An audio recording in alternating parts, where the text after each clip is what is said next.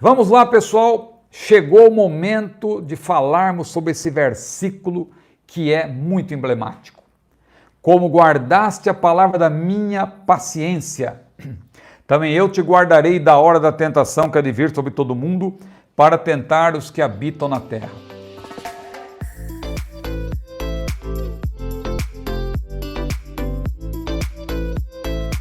Você que não é membro do meu canal, veja, não se sinta constrangido. Quando eu falo isso, se você não puder, não quiser ser membro, não precisa se sentir constrangido a isso. Mas eu estimulo os irmãos a serem membros. Por quê? Olha, você que tem o roteiro de hoje, esta aula pormenorizada, você vai ter aí uma defesa. Você que tem dúvida sobre essa passagem, olha aqui, só para você ter uma ideia, eu vou passar por todos esses pontos. Olha as perguntas que eu vou responder. O que é guardar a palavra da minha paciência? A promessa de livramento se refere ao período tribulacional ou a tribulações daqueles dias? Quem são os que habitam na terra? O que significa esse livramento prometido por Jesus? E aí, aqui eu vou desdobrar em vários pontos.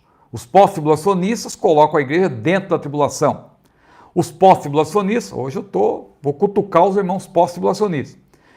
Se houver algum pós-tribulacionista aqui, com todo o respeito, viu? Se você quer passar pelo período tribulacional, boa grande tribulação para o irmão. Importante que nós vamos estar juntos. Eu falo boa tribulação, eu estou fazendo um gracejo, porque a salvação é pela graça. Então eu creio que até você que é pós, você vai ser arrebatado antes também do período tribulacional. Esta é a minha convicção. E aí, quando nós estivermos subindo juntos, nós vamos, claro, nem esse tipo de discussão já terá ficado no passado, né? Não vai, alguém diz, eu vou rir de você. Não, nada disso, não vamos ter tempo para isso. Nosso tempo vai ser voltado para a glorificação do Senhor, nós vamos estar em outra dimensão.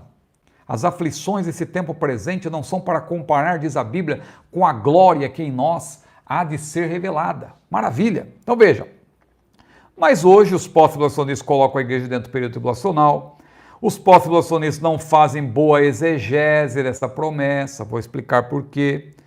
Mas Jesus livra da hora da tentação e não da tentação. Olha que ponto importante. Aí mais uma pergunta, por que Apocalipse 3,10 não deve ser interpretado à luz de João 17,15? Que é um equívoco que os irmãos pós-tribulacionistas cometem, ao equiparar o que está em Apocalipse 3,10 com o que está em João 17,15. São assuntos completamente diferentes, eu vou provar por quê. Guardar da hora da tentação é uma referência ao arrebatamento da igreja? Essa é uma pergunta importante, hein? Qual é o sentido da promessa para Filadélfia se ela não experimentou a tribulação global? Veja, é uma pergunta que muitos fazem. Se Jesus garantiu, disse, olha, como guardaste a palavra da minha paciência ou da minha perseverança, eu também te guardarei da hora da provação ou da tribulação ou da tentação que há de vir sobre todo mundo, e eles todos morreram. Ora, que tipo de promessa é essa se eles morreram? Não era para eles terem sido guardados? E isso gera dúvida, mas nós vamos explicar por quê. Tá certo? Vamos devagar então. Este versículo é um versículo chave para o pré-tribulacionismo. Repito, como guardaste a palavra da minha paciência ou da minha perseverança, também eu te guardarei da hora da tentação que há de vir sobre todo mundo para tentar os que habitam na terra. Apocalipse 3,10. É este agora o objeto da nossa análise. Bom, primeira pergunta que eu vou responder é a seguinte: o que é guardar a palavra da minha paciência? Que aparece aí, como guardaste a palavra da minha paciência. A igreja de Filadélfia estava sofrendo perseguição por parte dos judeus e, claro, daqueles que se diziam judeus, ou seja, a sinagoga de Satanás, mas também por parte de Domiciano, um imperador que perseguia os cristãos. Veja, João foi exilado por Domiciano. Então Domiciano era um perseguidor dos cristãos. E ele causava terrível sofrimento e morte a centenas de milhares de cristãos naquela época. Agora, o termo aqui, a palavra da minha paciência, no grego, é ton logon tes hypomones mu, né? Então, ton logon, veja, logon, você sabe que tem a ver com a palavra, né? Então, ton logon tes hypomones mu. a palavra da minha paciência, está associado à conduta do salvo de perseverança até o fim. Então é esse o sentido. Guardar a palavra da paciência, eu vejo teólogos discutindo, é a Bíblia, não é a Bíblia, é outro tipo de palavra. Veja, o mais importante aqui, o cerne dessa questão, é que aqueles irmãos estavam mantendo a sua perseverança. Como a Bíblia diz, que é para perseverar até o fim, ser fiel até a morte, dar-te-ei a coroa da vida. Não é? Guarda o que tens, é para perseverar. Aquele que perseverar até o fim será salvo. Perseverar até o fim, ali em Mateus 24:13, é uma referência similar àquela de ser fiel até a morte, até o fim. É até a morte ou até que Cristo venha. É esse o sentido. Vamos lá, então, o que é guardar a palavra da minha paciência tem a ver com perseverança. Outra pergunta. A promessa de livramento, agora começamos a entrar no cerne dessa questão. A promessa de livramento se refere ao período tribulacional ou a tribulações daqueles dias? Porque não tem como você dizer que é algo restrito àqueles dias, porque a palavra de Jesus foi clara. Como guardaste a palavra da minha perseverança, eu também te guardarei da hora da tentação que há de vir sobre todo mundo. Todo mundo. Todo mundo ali não é só o Império Romano, é todo mundo mesmo ali, é global, é a totalidade do mundo. Então aquilo, claro, tem a ver com uma promessa futura. É algo que está para além, não é? Da promessa específica para a igreja de Filadélfia. E daqui a pouco nós vamos entender como que essa promessa se cumpre para os crentes de Filadélfia, já que eles morreram. E se eles morreram, como que a promessa de livramento do período tribulacional se cumpre para eles se todos eles já morreram? Vamos explicar. Mas aqui a promessa de livramento se refere ao período tribulacional ou a tribulações daqueles dias, eu respondo que se refere, claro, ao período tribulacional. Alguns teólogos, como Brox, que é de outra tradição, ele tenta aí relativizar, dizer que era uma onda de perseguição anticristã que aconteceria naqueles dias. Aqueles que são preteristas, né, que querem colocar o cumprimento de Apocalipse já no passado, como uma escatologia já realizada, eles se esforçam por tentar trazer aquilo que é futuro, aquilo que é posterior ao arrebatamento, para o primeiro século, para aqueles dias.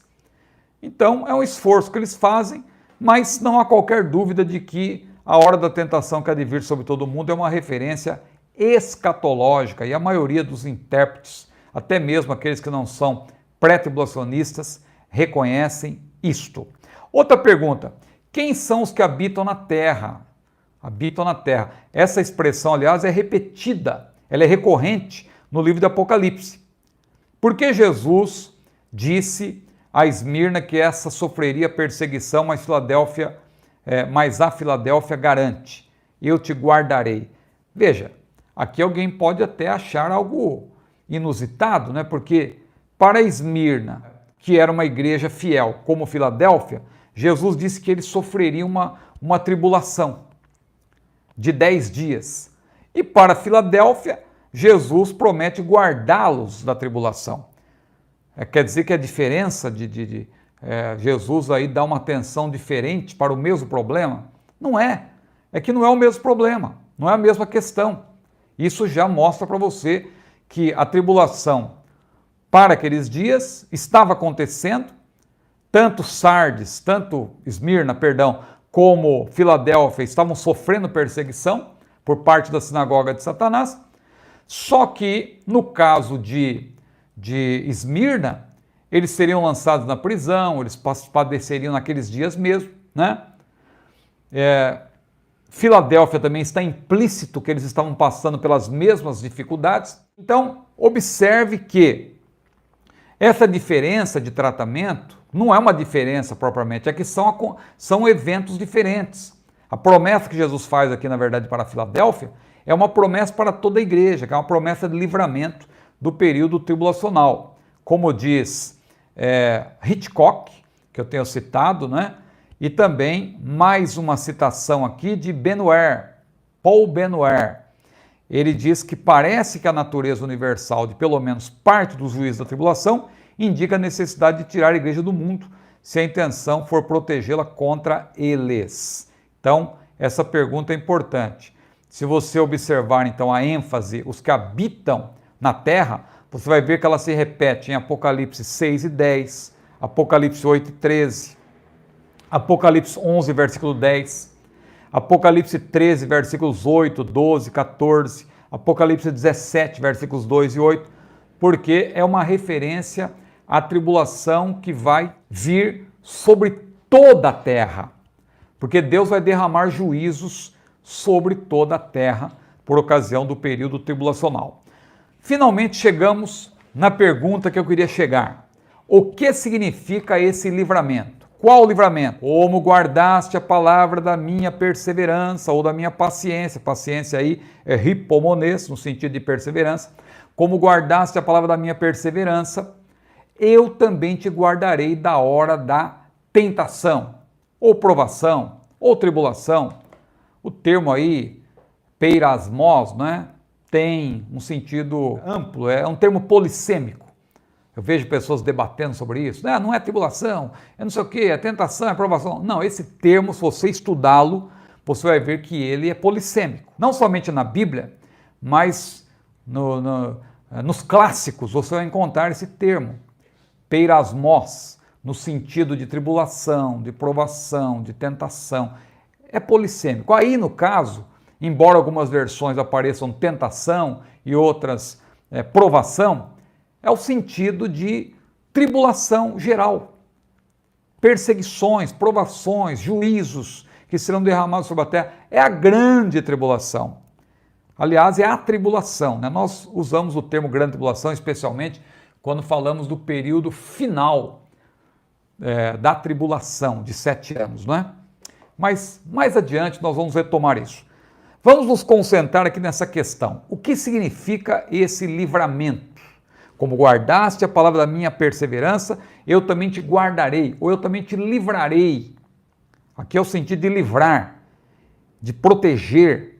Eu te guardarei da hora da tentação que há de vir sobre todo mundo. É uma tentação global.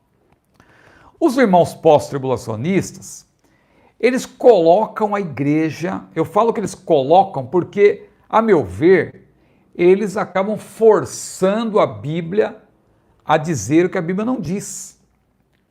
Eles colocam a igreja, não vou dizer que eles colocam a igreja na cena do crime, né? Mas eles colocam a igreja dentro do período tribulacional, sendo que a Bíblia não coloca, Deus não coloca, mas os pós-tribulacionistas fazem questão de colocar, eles querem que a igreja passe pelo período tribulacional. Então, eles colocam a igreja dentro da tribulação. Eu afirmo isso porque as escrituras deixam a igreja fora desse período, como vou demonstrar. Um dos pós-tribulacionistas mais influentes é George Led, que eu tenho citado aqui, né?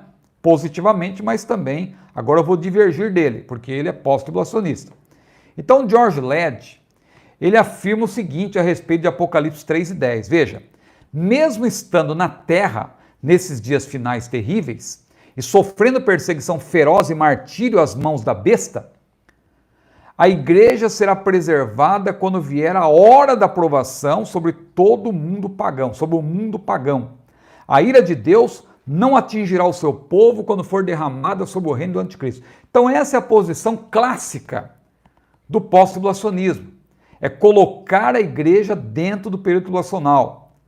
George Led aqui, ele vê claramente como que Apocalipse 3 e 10 estivesse dizendo isso.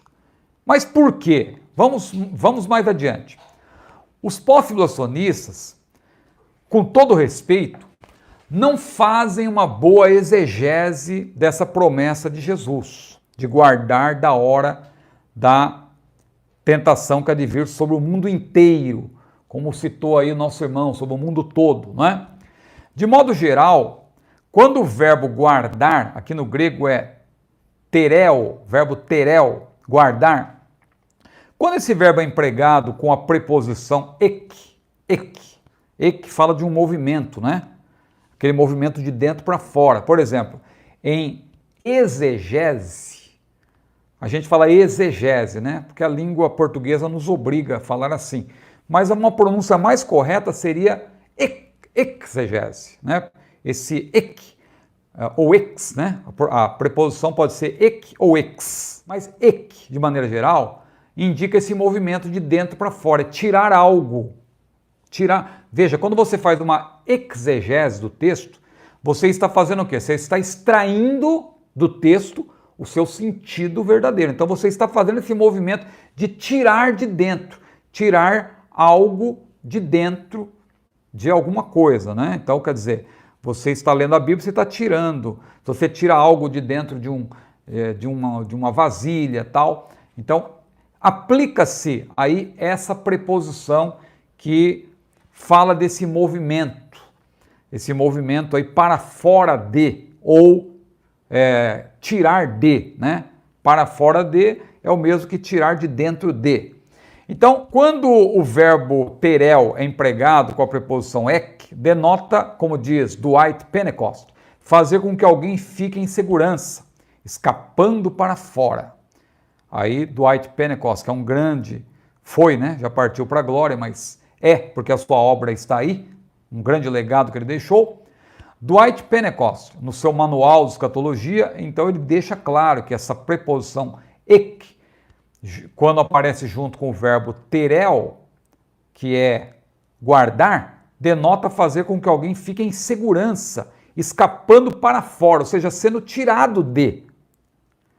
Ademais, Jesus promete guardar, olha aqui tem a chave, que contra fatos não há argumentos, né?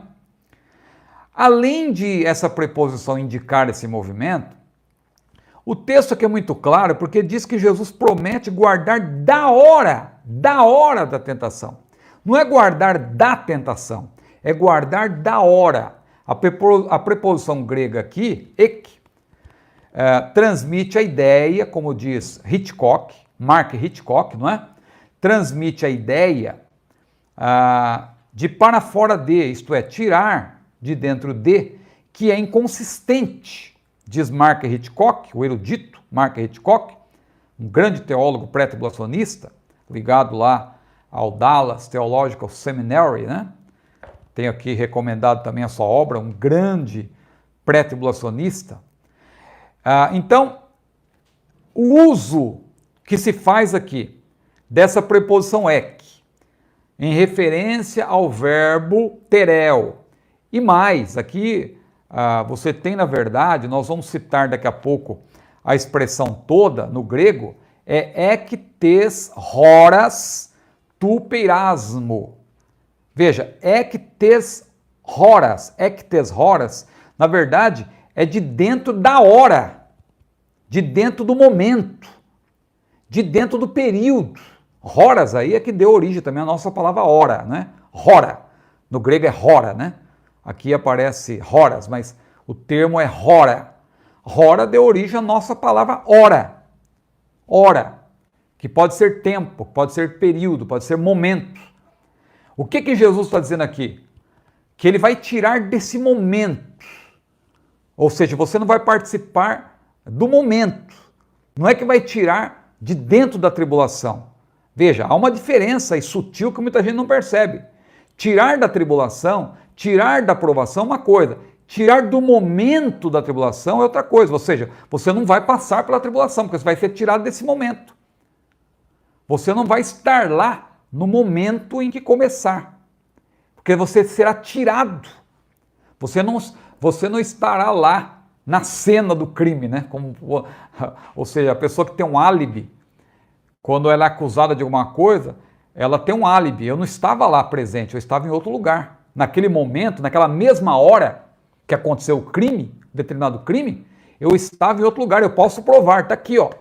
Olha o documento, olha aqui a câmera, filmou meu carro quando eu passei, olha aqui o horário que está na nota do estabelecimento onde eu almocei ou onde eu jantei. Então veja, a pessoa não está na cena do crime no mesmo momento. É esse o sentido aqui. Quando diz que a igreja não passará pelo momento, veja, olha o termo no grego. Jesus livra da hora da tentação e não da tentação. É isso que os irmãos pós-tribulacionistas não observam. Porque a frase completa no grego é essa, ektes horas tupeirasmo. Veja, ectes horas, tupeirasmo, literalmente, da hora da provação. O Senhor promete livrar da hora da tentação ou da hora da provação.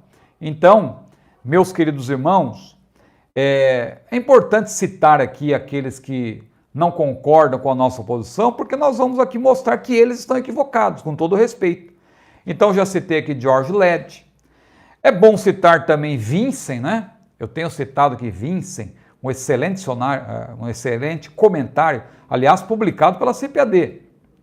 Mas Vincent aqui, ele não fecha com a nossa posição.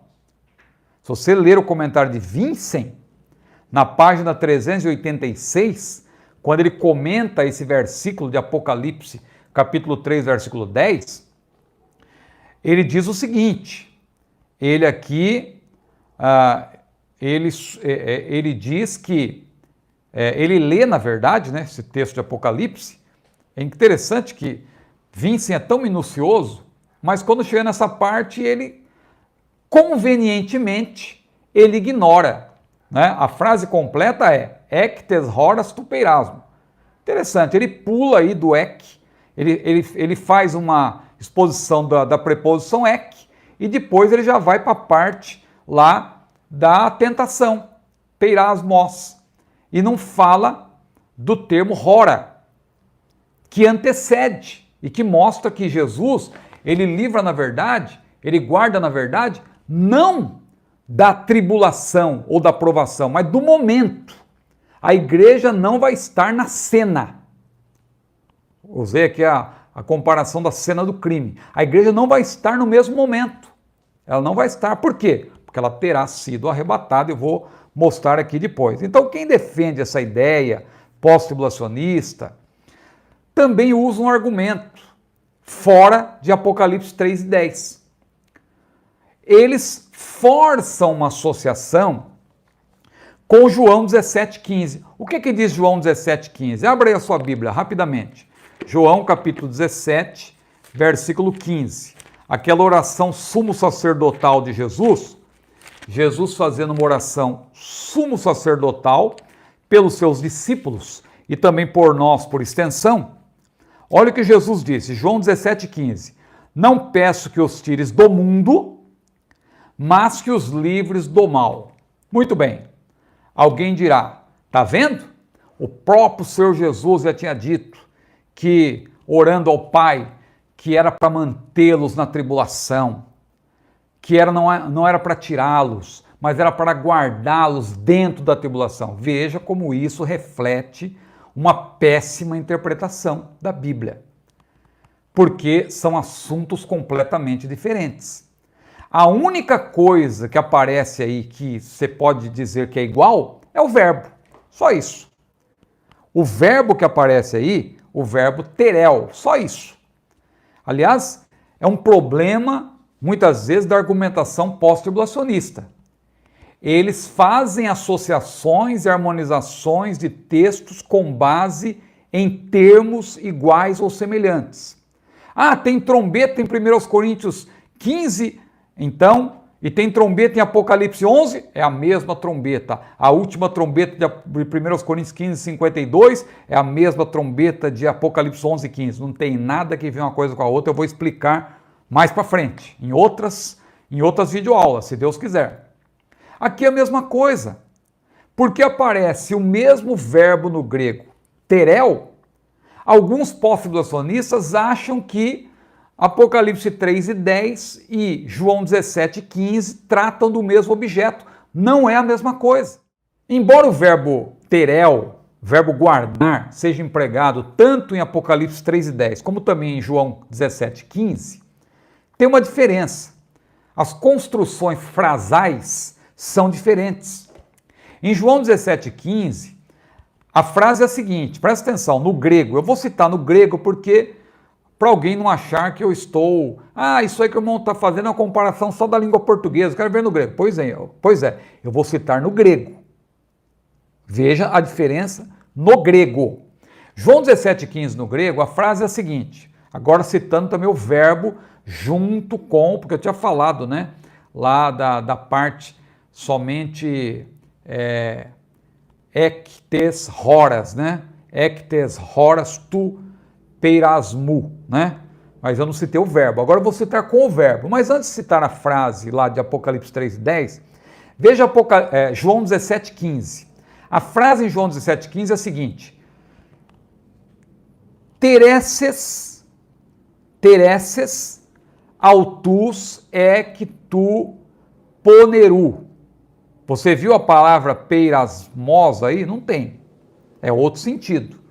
Porque aqui, na verdade, é uma referência ao mal. Jesus está falando do que vai acontecer com a igreja, que aconteceria com a igreja ao longo da história. O mal aí, mais precisamente, é a ação do maligno, é a ação de Satanás. Jesus está querendo dizer, olha, durante todo o tempo em que a igreja estiver na terra, ó Pai, não peço que os tires deste mundo, mas que os livres do mal, que os guardes, mesmo passando pelo mal, mesmo sendo atribulados por Satanás, mesmo sendo perseguido pelos emissários de Satanás, guarda o Senhor. É essa a oração de Jesus. Ele não está falando do período tribulacional, que é específico. Ele está falando da tribulação no sentido geral. E o termo que ele usa aí nem é peirasmos, é outro termo, pode ver aí. Teresso ou melhor, teresses autus tu poneru, né? Tem o sentido de guardar do mal sem tirar do mundo. Agora, em Apocalipse 3:10, a frase é outra. Olha a frase no grego em Apocalipse 3:10. Teresso ektes horas tu peirasmu, né? Tu peirasmu. Teresso é o verbo, aí no sentido de guardar. Ektes horas. Ek é aquela preposição que indica aquele movimento, para fora. Mas fazer o movimento em relação a quê? Em relação à tentação em si? Não. Em relação à hora da tentação. Veja, preste bem atenção. Teresso ektes horas tu peirasmu. Ou seja, guardar da hora. A igreja não vai estar presente na cena. Ela vai ser tirada da cena, do momento. Ela não vai estar presente no momento. Então veja que o sentido muda por causa do termo hora. Esse termo hora aí muda totalmente o sentido. Ser guardado da hora da tentação, portanto, implica não estar presente no momento em que ela ocorrer. Em outras palavras, a Bíblia não coloca a igreja dentro do período tribulacional. Ademais, João 17:15, nada tem que ver com o período tribulacional, como eu já expliquei, que é específico, 7 anos, e sim com o mal que viria sobre a igreja ao longo dos séculos. Stanley Horton disse, em relação a este presente século, falando de João 17:15, Jesus pediu somente que seus discípulos fossem guardados de Satanás, porque mal aí é mal do maligno, né? Mal proveniente de Satanás.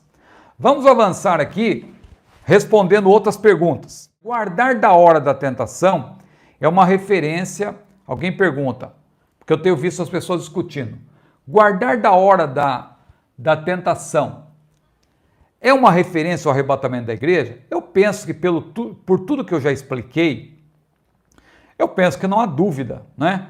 Que guardar da hora da tentação que há de vir sobre todo mundo é uma outra maneira de referir-se ao arrebatamento da igreja. Porque o que é o arrebatamento da igreja? É justamente tirar a igreja da cena do período tribulacional. Então, eu creio que não preciso me deter muito aqui nessa resposta, mas quem tem o roteiro aí eu expliquei, não é? Os teólogos contaram a posição pré-tribulacionista, não aceitam a ideia de que a igreja será tirada de dentro da hora da tribulação para não participar de nenhuma parte desse período. Eles dizem que essa promessa de livramento não se cumprirá através de um arrebatamento secreto, né? O pessoal gosta de usar esse adjetivo secreto até para introduzir aí um elemento de até ad hominem, né? Muitas vezes, para debochar um pouco da posição pré-tribulacionista, mas eu acho inócuo isso, né? Até porque não são todos, primeiro que não são todos os pré-tribulacionistas que se valem desse adjetivo secreto. A Assembleia de Deus do Brasil, em particular, usa essa designação com a qual eu concordo, até porque o sentido de secreto aí não é que as pessoas não vão ver a igreja desaparecendo. Claro, se alguém estiver conversando com você e você for arrebatado, a pessoa vai ver você desaparecer. Então não será secreto nesse sentido, mas é secreto no sentido que é um encontro que só a igreja verá o Senhor. O mundo não vai ver o Senhor. Você está achando que no arrebatamento as pessoas vão ver? É um rapto. Não é algo gradual. Eu tenho visto pessoas aí falando que Jesus foi arrebatado e a igreja vai ser arrebatada como Jesus e as pessoas viram Jesus subindo lentamente. Irmãos, Jesus não foi arrebatado. Não façam a Bíblia dizer o que ela não diz. Jesus não foi arrebatado. Ah, mas lá em Apocalipse 12 diz que ele foi arrebatado. Veja, ali nós vamos abordar essa passagem de Apocalipse 12. Ali é um sentido falando de uma... claro que ali naquele arrebatado, inclusive, não é uma questão de rapto, até porque ali está implícito que Jesus veio, nasceu, viveu, morreu, ressuscitou e foi assunto aos céus, porque Jesus não foi levado para o Pai menino, não é? O menino nasceu e ele só foi levado para o Pai depois que cresceu, viveu, morreu, ressuscitou e aí ele foi assunto aos céus. Então, ali não é o sentido que você vai basear, você não vai se basear naquele sentido, né? Agora, em Atos capítulo 1, versículos 6 a 11, quando se menciona que Jesus foi assunto aos céus, ele não foi arrebatado, ele foi elevado às alturas, ele foi assunto aos céus, mas também não foi à vista do mundo todo, foi secreto também. Não foi um arrebatamento, mas foi secreto, porque só a igreja viu. O mundo não tomou conhecimento. Ou você acha que o mundo viu Jesus subindo? O mundo não viu, mas eu vou ter aí uma videoaula para explicar isso em particular. Eu já fiz uma explicação quando eu falei de Apocalipse 1 e 8, lá na nossa segunda videoaula. Se você tiver dúvida, veja lá. Mas nós precisamos caminhar para a conclusão. Então, guardar da hora da tentação é uma referência ao arrebatamento da igreja? Eu respondo que sim. Eu respondo que sim. Porque esse argumento aí de que a igreja não vai ser tirada do período tribulacional mediante um arrebatamento, como defende Brox, e até usa o adjetivo secreto, esse argumento é falacioso, porque a promessa de livramento de toda a tribulação está presente nesse texto, de modo implícito, no Apocalipse 3 e 10, mas também está em outros textos. Lucas 21 e 36, 1 Tessalonicenses 1 e 10. Lawrence Olson disse que Jesus prometeu à verdadeira igreja dos últimos dias que ela seria guardada, não na hora ou durante a hora da tentação, mas sim da hora. Olha aí, Lawrence Olson, da hora da tentação, isto é, ela será retirada primeiramente no arrebatamento da igreja. Muito bem. Outra pergunta importante, para fechar então a explicação de Apocalipse 3 e 10, eu guardei para o final. Porque pense bem, Jesus disse para a igreja de Filadélfia que é a destinatária original, se bem que ela é representante da igreja. O que Jesus fala para aquelas 7 igrejas, salvo algumas especificidades, dizem respeito a toda a cristandade. Então, quando Jesus diz para a igreja de Filadélfia, como guardaste a palavra da minha paciência, eu também te guardarei da hora, ectes horas, da hora da tentação, que há de vir sobre todo o mundo. Veja então, Jesus prometeu isso para toda a igreja. Só que tem uma coisa, nós não podemos ignorar que Filadélfia é a igreja